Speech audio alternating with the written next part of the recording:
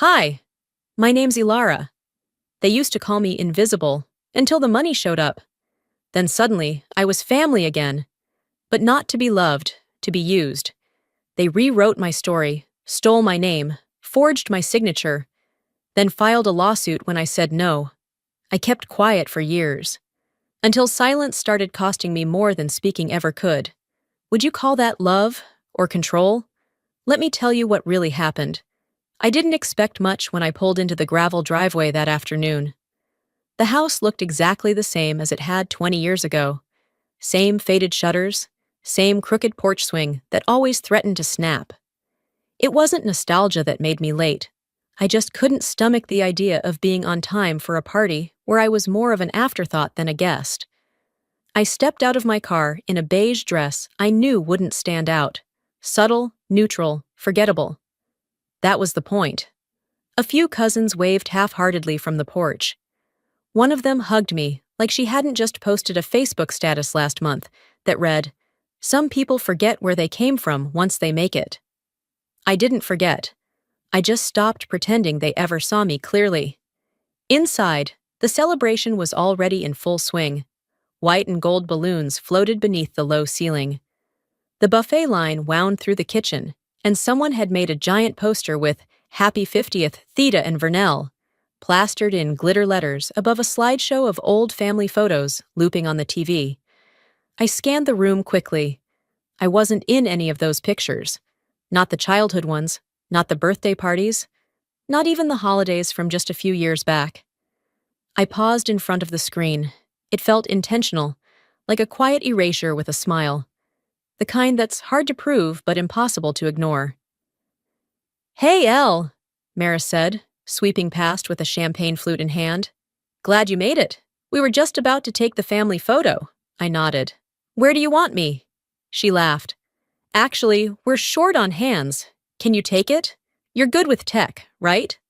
I stood there holding the camera, watching them pose. Mom fixed her blouse. Dad tugged his tie. Jarrett made a joke that made everyone laugh, just as I clicked the button. The picture turned out nice, framed even. I saw it the next day when someone posted it online. Me, not included. Again. I didn't say anything. I just helped myself to a small plate of potato salad, made the rounds with polite hellos, and slipped out the back door while no one was looking. The air outside was heavy with heat. I walked past the barn and toward my car, heels crunching against the gravel. On the way out, I passed the guest book table. No one had asked me to sign it, so I didn't. Sliding into the driver's seat, I glanced down at my phone. No new messages. I opened the Notes app and typed, "They never saw me, but someday they'll want to." 7 years earlier, I'd stood in that same house, much less sure of myself, far more desperate to be seen. It was after dinner. I'd cleaned up while Maris scrolled on her phone, and Jarrett talked about his latest flip property. I waited until Dad stepped out to check the fuse box, then quietly asked, "Jarrett, could I borrow $5,000? He didn't even pause. "For what?" "I want to start something," I said. "Online real estate tech. I've been working on some tools, taking classes after work." He laughed. Actually laughed. Loud enough that Mom turned from the sink and raised an eyebrow. "You're not exactly a business type, Elle," he said. "Maybe just get a real job?" Mom didn't say anything, just rinsed another plate. Jarrett leaned back, shaking his head. "Look, I'm not gonna fund a pipe dream. It's not personal, just be realistic." That was the moment.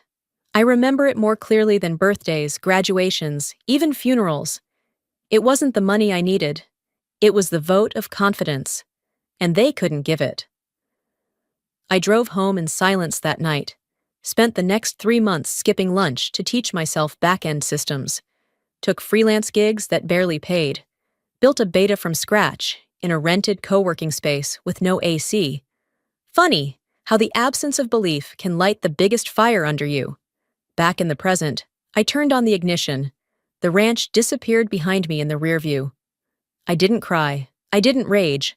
I just felt done. That night, back in my apartment, I opened that same note and reread the line I wrote earlier. Then added another, I won't beg to be in the picture. I'll build a frame they can't touch. I didn't write anything more after that note. I just closed the screen, sat back in the quiet, and let the words settle like dust. A frame they can't touch. That wasn't anger speaking. It was resolve. A decision I didn't need to announce, only live by. 2 years passed. 2 years of rebuilding, my confidence, my savings, my place in the world. I signed my first real investor, moved into an office with heat and working outlets, and stopped flinching when someone asked what I did for a living. The name Montlo started to show up in articles and awards. Funny how people start answering your calls when they hear it. Then, one Thursday morning, I got an email from Maris. Subject: surprise. Body: Mom and I are throwing a little something. You've been working so hard. We wanted to celebrate you. Just come. No pressure. No pressure. That was her favorite phrase when she was pressuring the hardest. Still, something in me, it wasn't hope, not exactly, wanted to believe it might be different this time. So I said yes. I arrived at the community hall 5 minutes early. The parking lot was already full, and I had to park 2 blocks down. When I stepped inside, I froze. This wasn't a casual dinner. It was a production. White linen tablecloths, a hired photographer, balloons in company colors. My company's colors. A banner stretched across the stage. Congratulations, Ilara, from your proud family. Proud? That word landed heavy in my stomach. Neighbors I hadn't spoken to since I was 19 waved at me like I was running for office. Someone from the mayor's office handed me a certificate. My aunt came over with a glass of punch and whispered, You always had it in you. Your mama just didn't know how to show it. I smiled. I nodded. I said thank you. But inside, I was ice. Then came the toasts. Jarrett was first. Of course he was. If it weren't for that old laptop I gave her back in the day, who knows where she'd be? He laughed, and people clapped like that was charming. Maris followed, dabbing her eyes with a cocktail napkin. I always said Ilara was destined for more. I told Mom she just needed the right push. The guests loved it. They nodded and smiled, thinking this was a family of cheerleaders, not bystanders. Not the same people who told me to get a real job while I ate instant noodles at midnight building code I didn't even know would work. I didn't say anything. I clinked my glass politely. But that silence wasn't weakness. It was restraint. Later, I stepped into the kitchen, mostly to breathe. Maris followed, heels clicking like punctuation marks behind me. She leaned on the counter, wine glass in hand. Wasn't that sweet? I think everyone really felt the love. I raised an eyebrow but said nothing. She sipped her drink and added, too casually, I was thinking, maybe we should make it official. You know, Montlo and Vantrell Consulting. Sounds stronger together, don't you think? I turned to look at her. She smiled wider. For the brand, she said. Investors like to see family unity. And technically, I did help, right? I didn't raise my voice. I didn't need to. You weren't there when it was risky, I said, meeting her gaze without flinching. You won't be there now that it's safe. Her face tightened, just for a second. Then she laughed. That airy, too loud kind of laugh she used when she didn't get her way. Oh, come on, Elle. Don't be like that. We're family. I nodded slowly. Exactly. I left before dessert. Driving home, the air in the car felt lighter than the room I'd left behind. The sun had dipped low, casting long shadows over the streets, but I didn't feel tired. I rolled the windows down and let the wind tangle my hair. At a red light, I pulled out my phone and opened the voice memo app. I recorded one line. Today was the first time I saw their strategy, and not their smiles. I pulled into their driveway on a Sunday, like I had 1,000 times growing up, but the gravel didn't crunch the same. It felt louder now, like it knew I didn't belong here anymore. Maris had texted earlier, said lunch was casual. Just us, she wrote. No reason, no pressure. I knew better. Their house still had that faint smell of lemon cleaner and fried oil, the same scent that clung to my hair every time I visited. The kitchen table was already set. roast chicken, cornbread, green beans cooked too soft. My father, Vernell, sat at the head like a pastor about to deliver a sermon, while my mother hovered, refolding napkins that didn't need it. "Look who finally found time for the little people," Jarrett said as he stepped out from the hallway, chewing something he didn't bother to swallow before talking. I let the comment slide. I'd learned long ago that confronting Jarrett too early in the visit just handed him control of the tone. Lunch was full of forced laughter. My parents traded old stories about when I used to build forts under the dining table, or the time I ran away at age 6 because I didn't want to eat liver.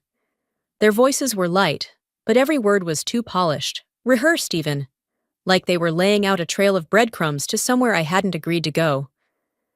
Then, after my mother cleared the plates and returned with sweet tea, Dad leaned back, folded his arms, and said it. "We've been thinking," he began. "Maybe it's time we added the family's name back onto that land deed. You know, for legacy." My glass paused halfway to my lips. "That land's in my name," I said carefully. "It's been that way since I bought it." "We know," Theda said quickly, too quickly. "It's just, it would mean something. To your grandfather, to the family name." Maris chimed in, like she hadn't practiced this line in the mirror. "It's not about taking it from you, Alara. We're just trying to keep it in the bloodline." "That's why you gave it to me," I replied, setting my glass down. "Because you said I'd take care of it." Dad shrugged. "We didn't think you'd get this far." There it was. Clean, sharp, without apology. The truth sitting in the room like a cracked window on a freezing day. I didn't raise my voice. I didn't make a scene. I nodded once. "Thank you for lunch." Before anyone could respond, I stood, gathered my bag, and made my way to the porch. I didn't look back. Jarrett followed me out. I could hear the shift in his steps, quicker, purposeful. "Hold up," he called. "Just a second." I stopped halfway down the stairs, but didn't turn around. "I was out of line back then," he said. "You were right to do what you did. You proved us wrong." I turned slowly. He wasn't looking at me, just kicking at the dirt with his boot. "I've got this new project I'm starting. It's got real potential. Could use your name on the paperwork. Nothing major. Just for credibility. I'll run it. You just sign off." My heart didn't pound. My stomach didn't flip. I felt nothing. "That's not how I do business." Jarrett smiled like he hadn't heard me. "Come on, Elle. We're family. You trust me, don't you?" "I take risks with ideas," I said, stepping past him. "Not people I had to survive from." I drove straight home without music, letting the silence fill the spaces his words had tried to wedge themselves into. I didn't rush, didn't slam the door when I walked into my apartment. I hung up my coat, toed off my shoes, and made a cup of chamomile tea. The kettle hissed softly, and for once, it didn't sound angry. I settled onto the couch, pulled out my laptop, and skimmed my inbox. Among the pitches and updates was a message from an old colleague, someone who'd known me before any of this. Subject: "Congrats. Would love to partner." I stared at it for a minute, then hit reply. "I appreciate the offer, but I've learned not to build futures with people who only showed up after mine started paying dividends." That night, I sat with my tea. The room dim, except for the glow of the desk lamp. I wasn't angry, not even disappointed. Just clear. If I hadn't succeeded, I would have still been the girl with the camera in the back. The one who was useful, never central. The one who didn't get to speak, only capture the moments for others. Not anymore. The next 8 weeks moved fast. Projects kept me buried. Deadlines, investor calls, onboarding new hires. I stayed busy on purpose. It was cleaner than dealing with the noise I knew was coming. But silence with my family is never permanent. It's just a commercial break before the next attempt. The invitation came through a forwarded email. A local charity was hosting a gala celebrating women entrepreneurs of the Heartland. My name was listed first under special honorees. Attached was a digital flyer. My face was on it. My bio. My company logo. All wrapped in a pink and gold banner that read, "Powered by the Vantrell Foundation." Maris. I stared at it for a full minute. I hadn't donated. I hadn't partnered. I hadn't even been informed. The gala was being held at the Tulsa Cultural Center, a spot that usually hosted traveling art exhibits or academic lectures. This time, it was draped in pastel linens, all smiles and champagne and polite applause. I arrived right before the main program began. No one greeted me at the door. A teenage volunteer handed me a name tag and waved vaguely toward the crowd. At the far end of the room, I saw it. A large standing display, 10 feet tall, lit from below. It had a timeline of my career milestones printed in gold script. Above it, the heading, "Inspired by her sister's unwavering belief." I didn't need to guess who wrote that. The program began. Maris stepped on stage in a navy sheath dress, holding a wireless mic like she belonged there. "Watching my baby sister rise into a leader," she said with just enough tremble in her voice, "has been the honor of my life. This foundation, this room, this movement, it all started because I believed in her before the world did." Polite applause, smiling nods. I stayed seated, back row, stone still. Every time I blinked, I pictured all those late nights. No funding, no backup, no belief from anyone. She hadn't believed in me. She'd doubted me out loud, in front of others. Told me I was wasting my time. Now she was turning that silence into a stage. I didn't confront her that night, not publicly. That's what she wanted. That's what they all wanted. A reaction they could spin. So I waited. I clapped when the speeches ended. I posed for one photo when cornered by the event organizer. I left before dessert again. A week later, Bryony texted me, asking if I could come by for Aunt Lorna's birthday dinner. Said she missed me. Said, "Things are weird lately." I knew what she meant, but I went anyway. The gathering was in the backyard of my uncle's house. Folding tables, plastic forks, mismatched chairs, kids running barefoot on patchy grass. I stayed near the edge, nodding at people, hugging cousins who acted like nothing had ever happened. I was pouring iced tea when I overheard it. "She's making all that money now," someone said behind me. "But did she even help when Theta had that surgery?" Another voice chimed in. "She stopped calling too. Fame goes to your head real quick, I guess." I didn't turn around. I didn't need to. The voices were familiar. Aunts. One of them had knitted me a scarf when I graduated high school. The other had once driven me home from a late shift when my car died. I set down the pitcher, pulled my phone from my pocket, and walked to the side of the yard where Bryony was sitting. She was scrolling through something, earbuds in. "Can you do me a favor?" I asked. "Take a photo of everyone here." She blinked up at me. "What for?" "Documentation," I said, managing a small smile. "Just in case anyone forgets I was here." She hesitated, but raised her phone. Clicked the shutter. I didn't smile. Later that evening, back in my apartment, I opened my laptop and pulled up the website for the Vantrell Foundation Gala. My image was still there. A headshot I'd never approved. A quote they'd never asked permission to use. I filed a takedown notice with the hosting platform. Attached screenshots. Provided timestamps. Then I opened a blank document and began drafting a cease and desist. It was precise. Formal, no emotion.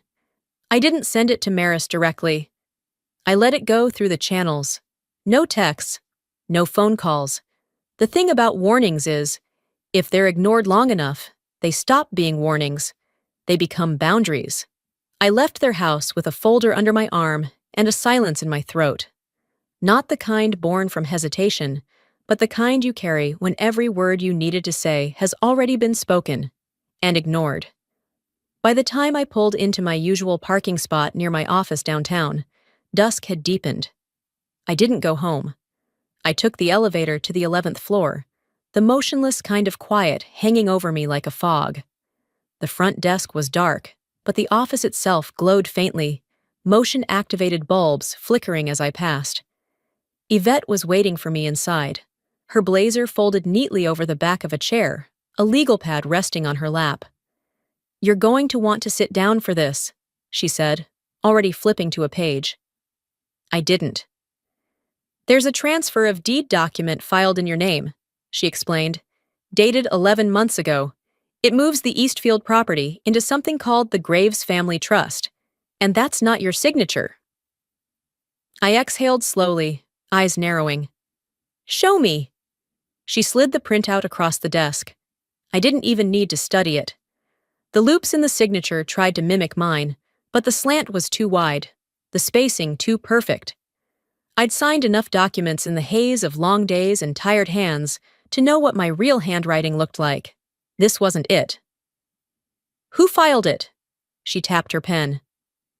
Maris submitted it, with Vernell's notary stamp. We matched it to previous records. So that was it. They hadn't just asked, they'd taken. Boldly, quietly. Yvette tilted her head. Do you want to escalate this now or hold? I answered without thinking. Now. The next morning, still riding the chill from what I'd learned, I walked into my bank for what should have been a routine check-in on a wire transfer.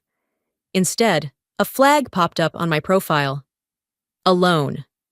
120 sort. In my name. I leaned forward. Excuse me? The branch manager, a soft-voiced man in his 50s, pulled me into a side room. It's tied to a bridge loan on a residential flip, secured by a signature authorization document from your personal file. I hadn't authorized anything. I hadn't co-signed. I hadn't even been asked. They had used an old ID, a copy of an address form from 5 years ago. I'd given them access once, when I trusted they wouldn't weaponize it. They did. I walked out of the bank with my jaw clenched and my accounts locked. I filed a fraud report within the hour.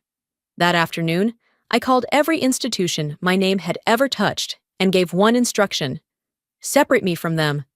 They had turned my name into currency, and now that currency was going to be cut off. By the time I reached their house again, I wasn't shaking, I wasn't rehearsing. I walked through the front door without knocking. They were in the living room, Theda folding laundry, Vernell staring at the television like it was more important than my presence. Maris was leaning on the kitchen counter, scrolling her phone. I didn't wait for greetings. I placed 2 printed documents on the coffee table. One was the forged deed transfer. The other, the loan application. This ends now, I said, voice steady. You've made the last withdrawal from my name. Theda blinked, then stood slowly. Ilara, we didn't mean... You never do, I cut in. You just take, and when you're caught, you call it family business. Maris laughed under her breath. Are you seriously doing this? Over a piece of paper? No, over a dozen, I said. Over a pattern. Over the fact that you forged legal documents and took out debt under my identity. Vernell finally turned to face me. You're blowing this way out of proportion. I took one step forward. If you ever use my name again, on anything, I will bring this into a courtroom, and I will not flinch. The room went still. Theda reached out, her hand soft and shaking. I didn't let it touch me. Don't confuse my silence for forgiveness, I said quietly. Not anymore. I turned, walked out, and shut the door behind me without looking back. By the time I got back to the office, the sun had already dipped behind the taller buildings. The air had that early evening thickness, quiet but not restful. I didn't sit at my desk. I didn't take off my coat. I walked straight to the back, flipped on the private line, and dialed Yvette. She picked up on the second ring. They're not done, I told her. I don't think they ever intended to be. That night, I didn't sleep. Not because I was angry. I'd passed that stage months ago, but because I could feel the shift coming. You know the kind. Like before a storm hits, when the wind stills, but the clouds hold their breath. The next morning, it arrived. It started with an anonymous email forwarded by my assistant. Subject line, Image versus Integrity. Inside, a single line in bold. Your image matters more than your attitude. Tulsa Talks. You should too. I didn't need to guess where it came from. The sender was cloaked behind a generic domain, but our IT security flagged the IP, registered to a residential address that matched my parents' home. I sat with that for a moment. not out of surprise, but because I knew what came next. I called Yvette again. She didn't even wait for pleasantries. "What now?" she asked. "We trace, we log, and we start the paperwork," I said. That same afternoon, my voicemail was full. One message had the same ominous tone. "Failure to honor familial duty will lead to a public appeal for restitution." Restitution. That was the word they used. 2 days later, a video surfaced in a local Facebook group. A snippet from a keynote I gave 2 years ago at a women's tech conference. It had been meant to encourage people like me, those building with scraps, alone, unseen. The clip had been sliced to sound like this. "No one helped me. I had to do it all alone because they weren't capable." Out of context, it sounded cruel. In truth, the full line had been, "No one helped me at the start, not because they didn't care, but because they didn't believe. I had to prove I was capable first." Didn't matter. The damage was done. The comment section filled fast. "She sounds bitter. Ungrateful daughter, hope her parents disown her. People like her forget where they came from." I watched the flood of strangers dissect my life from behind keyboards, none of them knowing who they were defending. I didn't respond publicly, not on Facebook, not with a press release. That's what they wanted, me dancing in the mud so they could say, "See, she's not who she claims to be." Instead, I made 3 calls. First, to Yvette. We filed a takedown request, citing defamation, unauthorized editing, and malicious intent. Second, to my PR advisor. I authorized a one-time article, a long-form piece in the Tulsa Independent. No accusations, no dragging names through the dirt. Just truth, clean and sharp. Third, to myself, because that night, while brushing my teeth, I looked into the mirror and said aloud, "They're not after justice, they're after control." And control, I'd learned, doesn't always look like shouting. Sometimes it's smiling while slashing your tires. Sometimes it's pretending you're still part of the family while they sharpen knives behind your back. That week, The Independent ran the feature. No headlines screamed betrayal. No names dropped. Just a simple story about how building something from nothing often costs you more than people think. It ended with a quote I chose myself. "The story you tell may get you sympathy, but the truth I hold gets me peace." They didn't respond, not in words anyway. But the silence? It was loaded. It was calculated. And I knew it wasn't over. The silence didn't last. It never does in my family. 2 mornings after the article ran, I opened the front door expecting a package delivery. Instead, a man in a suit handed me a large white envelope and said my name like it was a warning. "Ilara Montlow?" I nodded. He gave a tight professional smile and walked away without another word. Inside was a summons. A civil suit. Plaintiffs, Vernell and Theda Graves. The claim? Emotional distress. Financial abandonment. A direct violation of Oklahoma's Elder Responsibility Clause. I sat down at my kitchen table, still holding the envelope, hands flat against the wood like I was bracing for an earthquake. I read it twice. I didn't cry. I didn't rage. I just read. They'd turned family into litigation. I scanned the contents slowly. They'd listed expenses I had never agreed to cover, exaggerated years of emotional burden, and argued that I had publicly disrespected those who raised her. I called Yvette. "They're suing me," I said. "My parents, my name, in court." There was a pause. Then she sighed. "We'll file the response." The news didn't break me. It hardened something, solidified a truth I had been circling for years.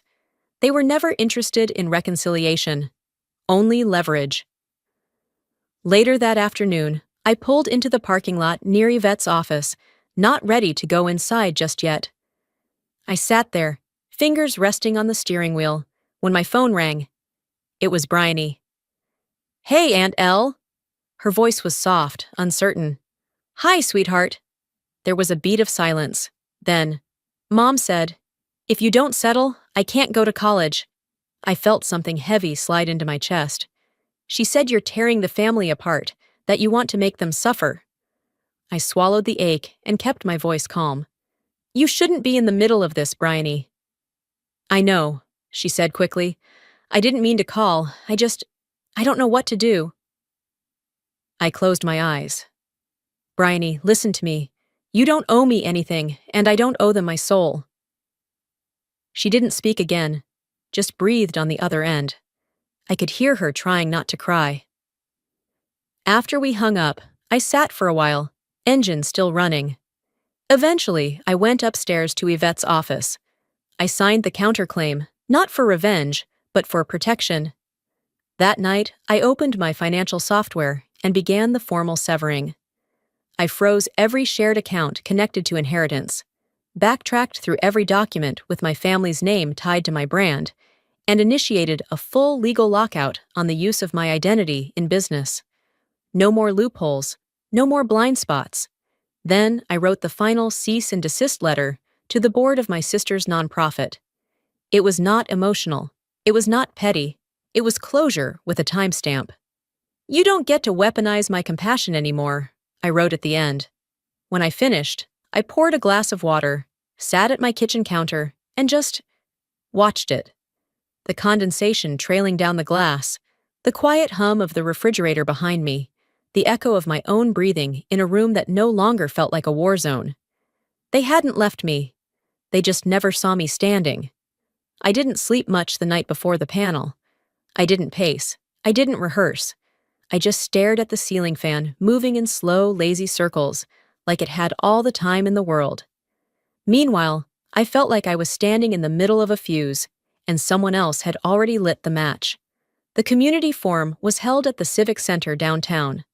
Not the glossy auditorium used for concerts and ribbon cuttings, but the smaller chamber tucked off the side, the one used for PTA meetings and city zoning arguments. That felt fitting, honest, unpolished. I was invited quietly, no fanfare, a private email from one of the event organizers. We know your story matters, even if people don't want it told. I arrived 5 minutes early. The room was already filling up. Local news cameras lined the back wall, volunteers adjusted microphones, and the hum of conversation felt charged, like everyone sensed something was about to be exposed. They just didn't know what. I didn't bring anyone with me, no team, no lawyer, just a manila folder and a calm I'd earned the hard way. When they called my name, I walked up, steadied my hands on the podium, and looked out at a room full of familiar strangers. Faces I'd grown up with, teachers I hadn't seen since 10th grade, neighbors who once asked me to babysit their kids but hadn't spoken to me since the lawsuit. I didn't start with a greeting. I didn't thank anyone. I just breathed and began. Sometimes, I said slowly, when people can't get to you in private, they try to break you in public. A few people shifted in their chairs. I'm not here to accuse anyone. I'm not here to defend myself either. I'm here because silence has limits, and when you don't speak, people start telling your story for you. I paused, let that sink in. For over a year, I've watched my name passed around like property, used in lawsuits, in rumors, in campaigns I never supported. I've been called selfish, arrogant, ungrateful, and I stayed quiet. Until now. I opened the folder, took out my phone, and plugged it into the AUX line the staff had prepped earlier. I didn't look up when I hit play. My mother's voice filled the room. You don't need to come back, Ilara. There's nothing for you here. It wasn't loud. It didn't need to be. The silence that followed did more damage than shouting ever could. I waited, then spoke again. I didn't leave them. I respected their wishes. No one moved. I could feel breaths being held. Someone near the front put a hand to their mouth. I've been painted as the one who abandoned them, but they were the ones who handed me the brush. I didn't say more. I didn't need to. I left the podium the same way I came, quiet, measured, steady. Outside, the wind had picked up, the kind that moves trash cans slightly and scatters leaves without warning. I wrapped my coat tighter and walked straight toward my car. A reporter stepped in front of me, microphone raised. I shook my head. No statements today. I heard her try again, but I kept walking. As I reached the lot, a voice called out from behind. It wasn't loud, but it cut through. Ilara! I turned. It was Mrs. Redmond, my old Sunday school teacher. She looked smaller now, her shoulders more sunken, but her eyes were just as clear as I remembered. She handed me a folded note. That was all, then turned and disappeared into the crowd. I didn't open it until I was seated, engine still off. You didn't have to explain, but thank you for not hiding. That was it. 7 words that landed deeper than anything said in that room. I sat in my car for a long while after that. I didn't cry. I didn't smile. I just let the stillness wrap around me. Because some stories don't need an audience. They just need to be told. The next week passed without incident. No follow-ups, no public statements, not even a whisper from anyone in the family. It was like someone had quietly pulled the curtain shut behind the last act. The silence wasn't cold. It was vacant. And that, somehow, was worse. I was in the middle of proofreading a grant proposal when Yvette called. She never called unless something was final. It's over, she said simply. They dropped the case. No response, no counters, just gone. I let the words settle between us. No explanation? I asked. Not a word, she replied. They just let it die. There was nothing left to say. I thanked her and hung up. I didn't read the legal notice she forwarded. I archived the email, deleted the notification, and closed my laptop. I didn't need closure written in legal language.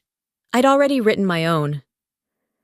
Later that evening, as I watered the plants along the windowsill, I noticed how much they'd grown. Some of them I'd nearly given up on, convinced they wouldn't recover after overwatering or too much sun. But they did.